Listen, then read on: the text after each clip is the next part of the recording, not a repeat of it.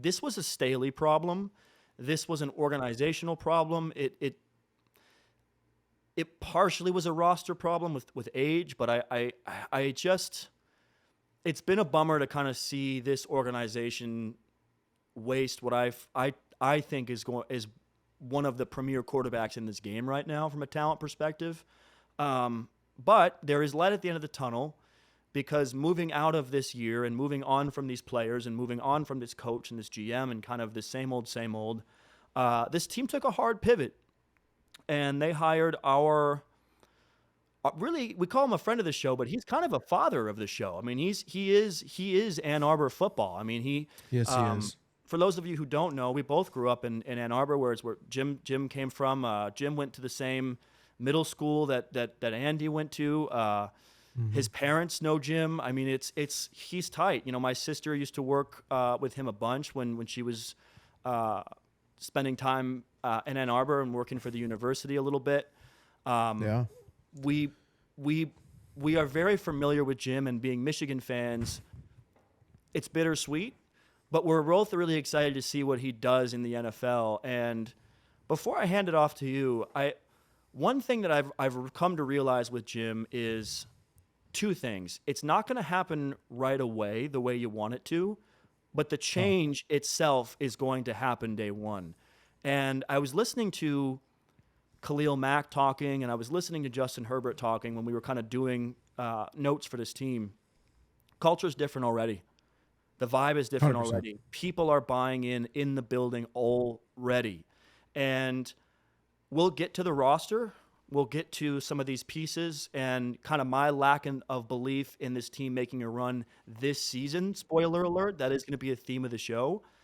But man, seeing these guys talking about Jim, seeing these guys get animated and get excited, I'm getting fired up right now. And he's not even my coach. Like, I was having flashbacks to the last few years in Michigan, and he started off pretty badly in relative to expectations at U of M for us. But something switched when he had that like fourth loss to Ohio State, and he pushed through to another side. And you can see that we're in a new era of Jim Harbaugh where he is fully himself. He's lost. He's had valleys.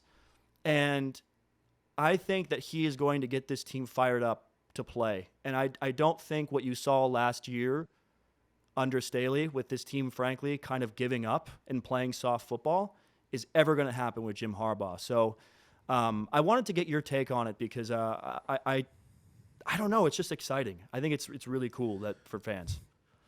Well, if you refer back to our Raiders video, I say about Max Crosby, it's the art of self-reflection. The same applies to Jim Harbaugh. You just mentioned, right? It's losing to Ohio State over and over and over, not being able to get over that hump, and us as Michigan fans getting kind of bubbling up, and you know, a couple of years in there, it's like, oh well, you know, the call was bad, or it was this, it was that, and then it was like a couple of blowouts to end it. It was like, all right, dude, you might have to get up out of here, and he made an adjustment. He reaches out to his brother. He calls, you know.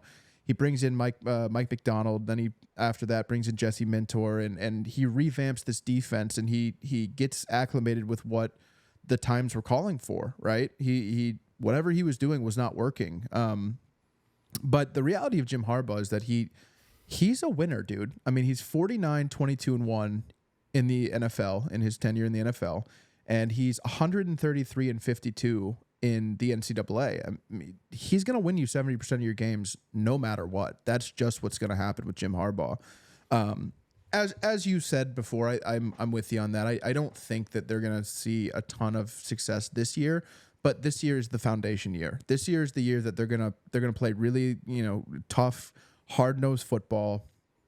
The trenches are going to be important here. It's going to be a lot of running. It's going to be a lot of probably a lot of close games that you ultimately probably lose just because of lack of weapons, but you're going to win some games too that you definitely shouldn't.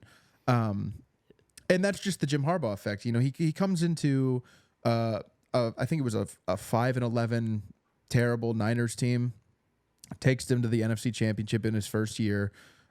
goes to the Super Bowl in his second year, goes to the NFC Championship again in his third year.